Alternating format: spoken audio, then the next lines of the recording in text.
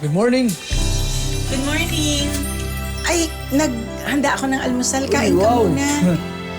Ay, sorry pala ha. Pinakialaman ko yung sinampay mo. Ah. Namamalansya kasi ako ng damit ko kanina.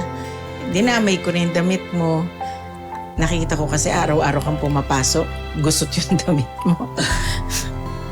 Thank you. Thank you.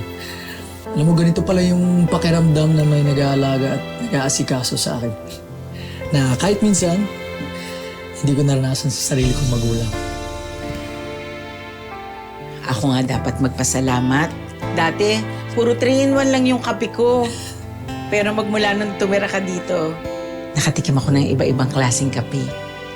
Ang galing ah! Ang sarap kaya ng mga pinapatikim mo sa akin. Ay, May talent ka pala sa kape. Pwede ka na magtayo ng sarili mong coffee shop. thank you. Kasi nagkakaroon din kayo ng interest sa mga hilig ko. Siya nga pala. Uy, ano yan? Baka pwede naman ako mag-rent dito. Kaysa naman maghanap ako sa ibang place.